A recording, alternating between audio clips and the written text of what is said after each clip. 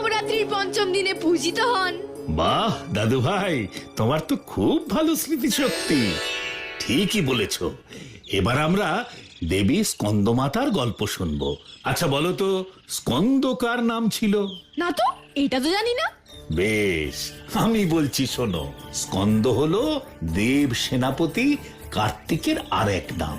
আর মাতা মানে মা, অর্থাৎ স্কন্দ মাতা মানে কার্তিকের মা। তাই? তাহলে স্কন্দমাতার গল্পটা এবার শুরু করো।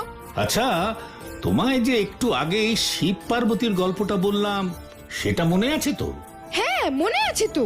প্রজাপতি ব্রহ্মার থেকে দেবী পার্বতী শিবকে বিয়ে করার আশীর্বাদ পান। একদম ঠিক বলেছ। এই বিয়েতে শুধুমাত্র শিব পার্বতী নয়, সব দেবতারাই ভীষণ খুশি হয়েছিলেন, কারণ তারাও চাইছিলেন যাতে শিব পার্বতীর বিয়ে হয়ে যায়। কেন দাদু, তারা কেন চাইছিলেন? আসলে সে সময় স্বর্গে বারবার অসুরেরা আক্রমণ করছিল, আর তাদের পরাজিত করার জন্য দেবতাদের একজন শক্তিশালী বীর সেনাপতির প্রয়োজন ছিল। আর এই শিবের ছেলের থেকে বেশি শক্তিশালী সেনাপতি আর কেই বা হতে পারে। তাই তারা সবাই মিলে অপেক্ষা করছিলেন কখন শিব পার্বতীর বিয়ে হয়, আর তারপরই তাদের ছেলের জন্ম হয়। তা হলো? হ্যাঁ দাদু ভাই, শিব পার্বতীর বিয়ের কিছু সময় পরে তাদের ঘর আলো করে কার্তিক জন্ম নিল। জন্মের সময় তার 6খানা মাথা থাকলেও পরবর্তীকালে তিনি আর তা বহন করেননি। ওমা, তাই?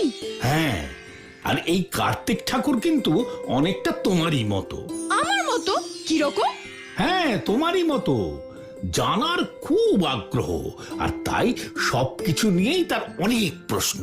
অসুর নামে মহাপরাক্রমী অসুরকে বধ করার জন্য ভগবান শঙ্কর ও মাতা পার্বতীর মহামিলনে জন্ম হয় স্কন্দের। শৈশবে 6 জন কৃতিকা দ্বারা তার লালন পালন হওয়ায় তার নাম হয় কার্তিকেয়। স্কন্দদেব পরবর্তী সময়ে দেবতাদের সেনাপতি হয়ে তারকাসুরের বিরুদ্ধে যুদ্ধে অবতীর্ণ হন।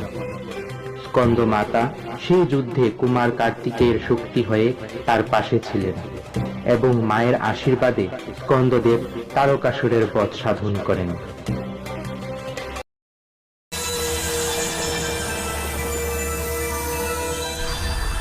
এই হলো দেবী স্কন্দমাতার গল্প। এই দেবীর আরাধনা করলে মনের সকল ইচ্ছে পূর্ণ হয়। গল্পটা খুব সুন্দর দাদু, খুব।